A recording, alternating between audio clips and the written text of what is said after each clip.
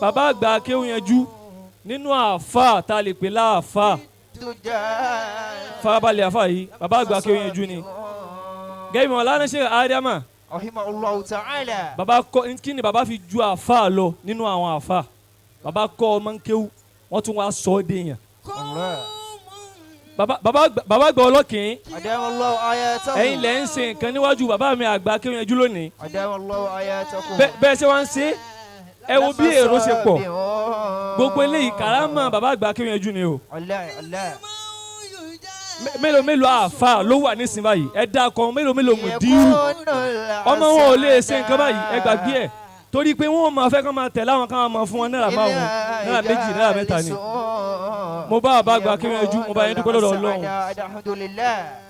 mo wá fi àtàbà àgbà akéwì yanjú mo kí bàbá àgbà owó yálé adamallahu hayatahu. ọlọ́mọsàjì àárín wọn pẹ́ o amina. ọ̀rọ̀ yìí ọ̀kan tèmi ó sọ lónìí òun ni pé irú ìjókòó yìí ẹ wo bẹ́ẹ̀rẹ̀ ó ṣe pọ̀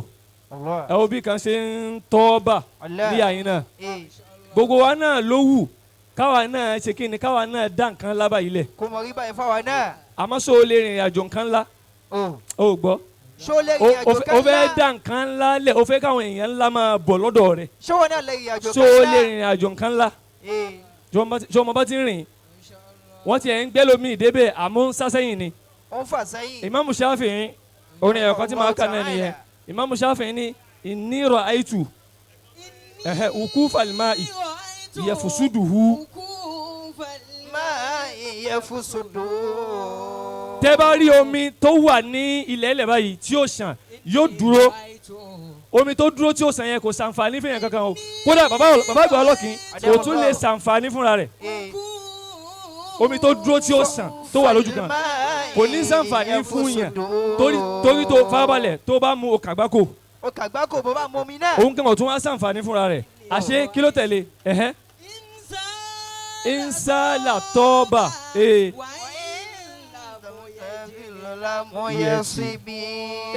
insala tọ́ba wà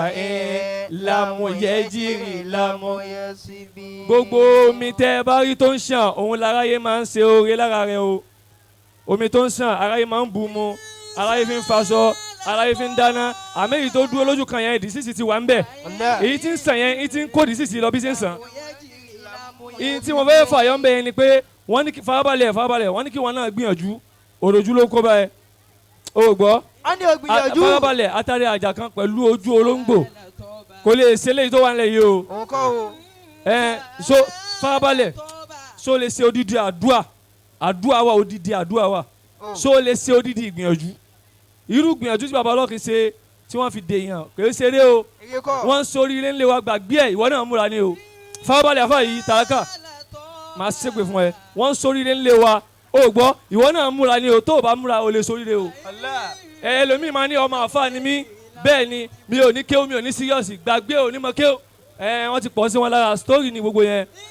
o gbọ́ wọn tọ́ bá pọ̀ sí yẹn lára ìwọ náà máa sáré ẹ̀ àṣé ìsà àlàtọ̀ ọba wà lámúyẹ́síbí. eléyìí tí bàbá àgbà ọlọ́kìn ṣe yìí oríire ńlá ni nínú àwọn tẹ́mi fẹ́ jọ bàbá àgbà ọlọ́kìn ni ẹ má bínú bàbá kọ̀ ìdọ́ wí mo lọ́sọ̀ bàbá ọlọ́kìn jọ kan mo wá dọ́dọ̀ wọn mo ní mo fẹ́ ṣe nǹkan báyìí nígbà tí mo wá dọ́fíìsì wọn kí ni mo sọ fún ẹ àníyàn mi wá yí padà pé orí ẹ ti dàrú wo nǹkan kékeré fáwọlẹ̀ wo nǹkan kékeré tó fẹ́ ṣe èèyàn lè wo bàbá ọlọ́kìn kó sórí ibú ó sì lè wo bàbá ọlọ́kìn kó sórí re ó dìpẹ́ndì lórí àníyàn ojúlé yẹn fi wò kan àníyàn ni ó wò ó dáadáa ó gbọ́ mi yé bí wọn náà bá fẹ́ dé yẹn láyé ó fẹ́ débi gíga láyé kàmúsọ́ọ̀lì han bí fasadi àkàrà yẹ fùsùdù orojú ni ojú dèèyàn tó bá fẹ́ dèèyàn mọ́ sọ̀rọ̀ ojú bí bàbá ọlọ́kìn subhana rabbika. rabbil izzati amma yasifun wassalamu. àbágbà adémọ́lá kẹ́mi yín gùn sà. Allahu hayatahu. kò sí ní ta lè fáwọn olówó àfa ògo wọn dẹ pọ̀ kán gbé wa débi ìyànjú tẹ ń ròyìn ògo ẹ gbé wa débẹ̀ ògo kò ní bàjẹ́ insha Allah. àmín. à ń lọ sọ́dọ̀ Sheikh